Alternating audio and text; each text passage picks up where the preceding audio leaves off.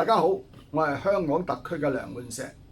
喺2023年5月，我剛好係70歲，唔似咧，所以我先喺呢個視頻同大家分享我點樣令我嘅生理時鐘慢落嚟。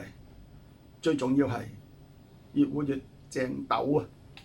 接續第一回嘅故事，呢一回咧係介紹我2年內嘅血壓下調經過。喺2021年初嘅3月裏邊，我嘅血壓由教練指導前嘅135至到85，慢慢降到平均125至到80。我喺2017年係曾經有過疑似腎結石嘅劇痛，去醫院檢查過，咁可能係我照 X 光之前已經將細小嘅腎石排咗出體外。因此係冇檢查出腎結石嘅，但係驗出我嘅血壓係偏高，當時平均係140至到90。咁嗰時醫生就吩咐我要食舒緩前列腺藥丸。我食咗藥2個月後，血壓就下降到135就83。之後我覺得前列腺舒緩丸嘅功效唔係好大。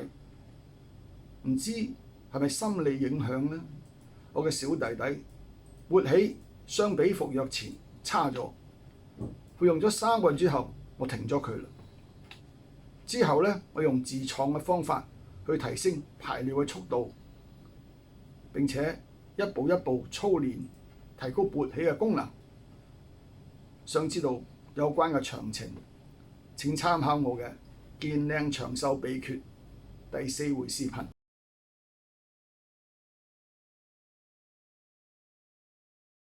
65歲開始，每日食2粒深海魚油丸。雖然我嘅體檢報告各項都係正常，停咗前列腺舒緩丸，我仍然每日食2粒深海魚油丸，所以我嘅血壓咧仍然喺135至到85之內。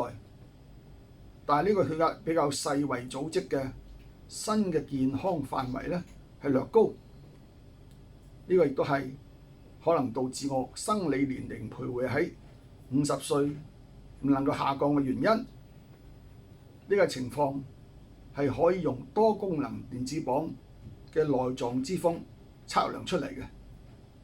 喺 Rika 教練嘅指導之下，我喺2020年10月初開始從1天服食2粒深海魚油丸，就轉為3粒。到咗10月中，血壓喺我每日食3粒之後咧，就已經穩定下降。喺11月1日開始，我改為每日午餐同埋晚餐都吞服2粒深海魚油丸，再探索下係咪可以咁樣就將血壓同埋內臟脂肪再拉低啲，去擴大同埋軟化血管。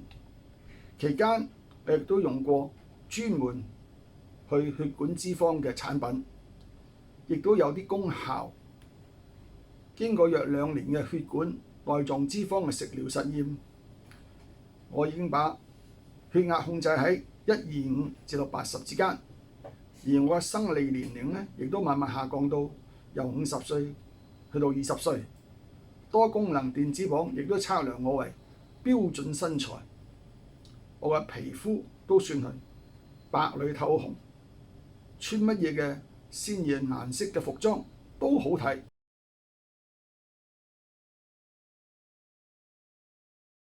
呢一節係介紹多功能蘆薈汁。Rika 教練喺開始嘅時候就指導我飲蘆薈汁。佢話蘆薈汁係可以清潔小腸絨毛嘅，令佢回復正常嘅營養吸收，亦都可以幫助大腸排出宿便，防止便秘，亦對皮膚滋潤柔軟有好處。因為我皮膚自小就十分乾燥，每當喺冬天濕度低，就會有皮屑同埋手腳皮膚會爆拆出血嘅。咁我開始就每日用少量嘅蘆薈汁去開水飲。1個星期之後，我開始覺得我個皮膚係比未飲之前呢係有咗改進咯。其他功效仲未察覺得到。我原本就好少便秘，因為我係主要食魚同埋蔬菜為主嘅，一天通常我都有2至3次嘅大便。既然蘆薈汁有啲功效，我又繼續服用。咁喺3、4個月後，我開始睇味覺上邊呢啲較為敏鋭咗喎。食飯時呢，亦都好少用醬油調味啦。可能我嘅小腸吸收能力已經進步咗啦。咁但係蘆薈汁有清除宿便嘅功效呢，我要喺2年之後先察覺到。故事係咁樣嘅：喺2022年5月1日，要到菲律賓公幹1個星期。當時係新冠防疫時期，回港呢就要隔離1週。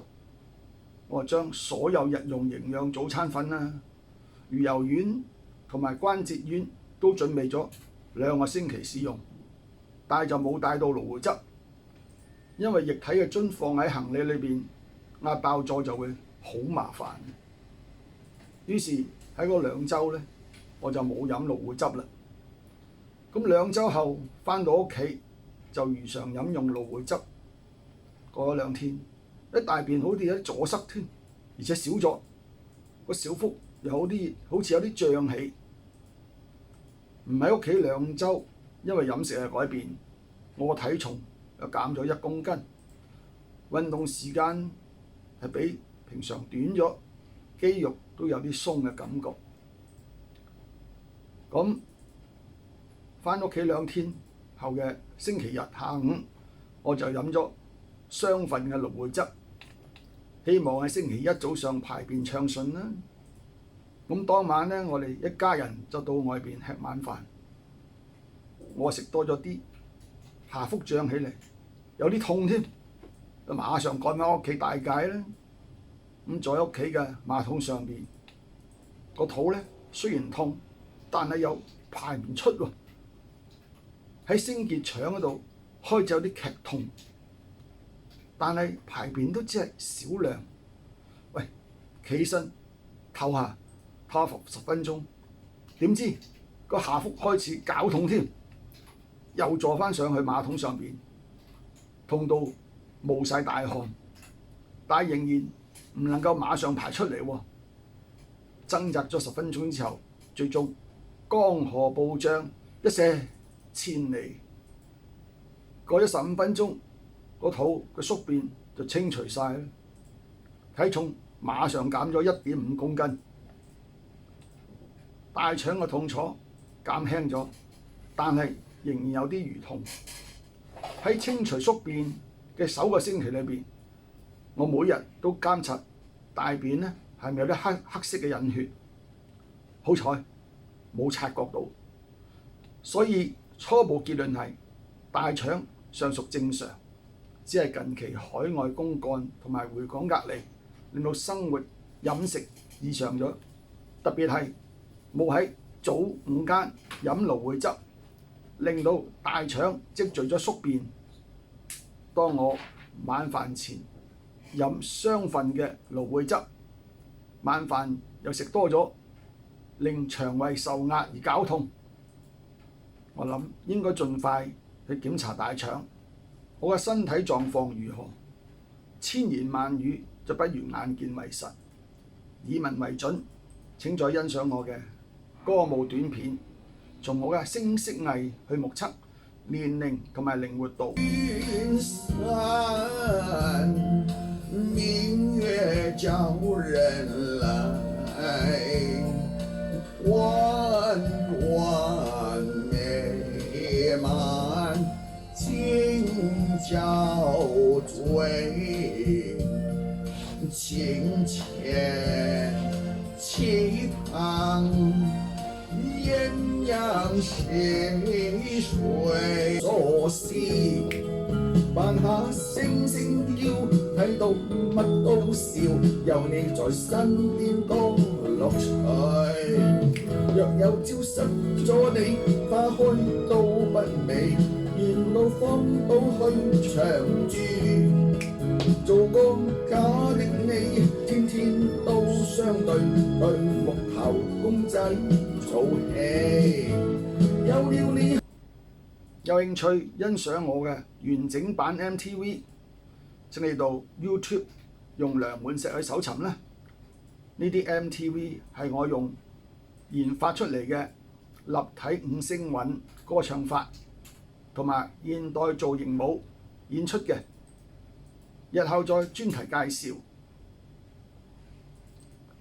下一回係講蘆薈汁日常飲用嘅功能同埋實際經驗。我要求上下一位嘅朋友先要做一啲功課，就係先自我檢討一下自己是否有老化嘅感覺或者明顯嘅跡象。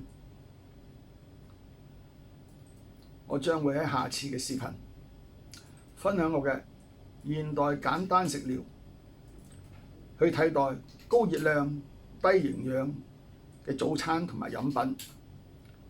金錢付出接近，但係你會健康兼且靚啲，又可以降低生理年齡。靚就係軟實力，對嗎？請各位留意呢度敘述嘅現代飲食、現代食療效果係我個人嘅體驗，亦已有數以萬計不同程度嘅成功個案。但係唔同嘅人有唔同嘅體質、吸收能力同埋效果。